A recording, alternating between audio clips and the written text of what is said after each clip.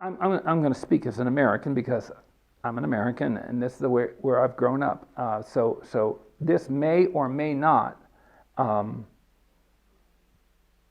transfer to my European friends. But my observation is, though, is that these four goals that I'm going to mention that so many parents aim their kids towards are fairly universal.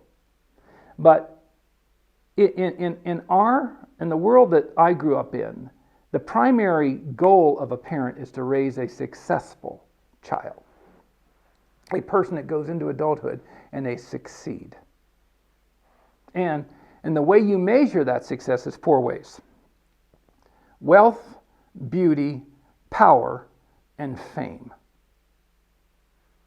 And when I read magazines from Italy or France or England, when I read the typical magazine, it looks like they're buying into the same thing. I think anywhere you go, they're inclined that way. Here's the problem with those four goals. First of all, the number one goal, raising a successful kid.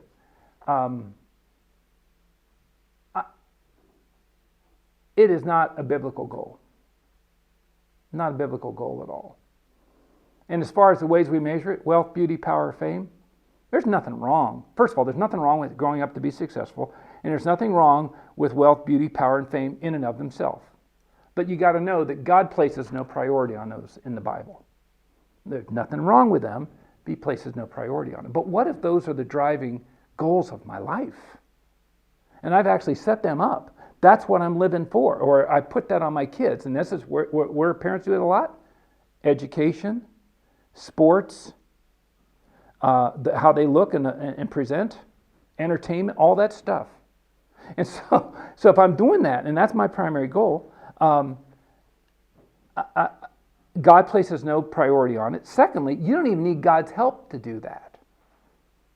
Parents without any interest in God at all can raise very successful kids. They end up pretty well off and easy on the eyes and well known and able to push their weight around. But the bigger thing is we're aiming low. The Bible says there's something better. And for the sake of our discussion here, let's call our world calls us to greatness. But that greatness is about us. God calls us to true greatness, and it's about Him. And I define true greatness as a passionate love for Jesus Christ that shows itself in an unquenchable love and concern for others. That's what a truly great person is. Matthew chapter 20. In fact, put it in bigger context. Matthew 19, remember there was a rich young man came to Jesus and said, "How must I be saved?" And He says, obey the commands of the law. I've done that. He says, okay. And then he figured out what his real problem was. He says, sell everything you have, give it to the poor, come follow me.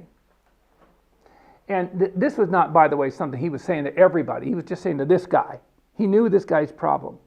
And the guy went away brokenhearted because he was very wealthy and so forth. And he had put a lot of his importance, significance there. Well, then Peter said, hey, we did that.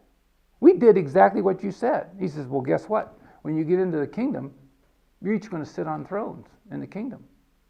That's Matthew 19. Matthew 20, about midway through the chapter, James and John's mother approaches Jesus. Apparently they told her what he said.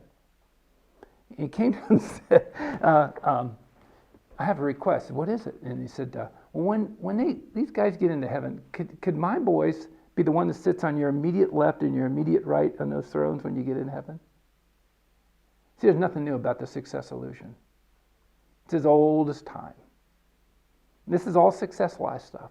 That's the wealth, beauty, power, fame position. You know, when they see James, somebody's in Starbucks, he walks into Starbucks in heaven, and they look over and they see James, and that's the one that sits on the immediate left. Power position. So then the other 10 hear about this. And they're all upset because maybe they're thinking, why didn't we think of getting our mothers to come in and appeal for a better position or whatever. They're just angry. And they start squabbling. And then Jesus comes in and he kind of levels the playing field with where his heart is. He says, listen, the rulers of this world lord it over those allotted to your charge, but not so with you.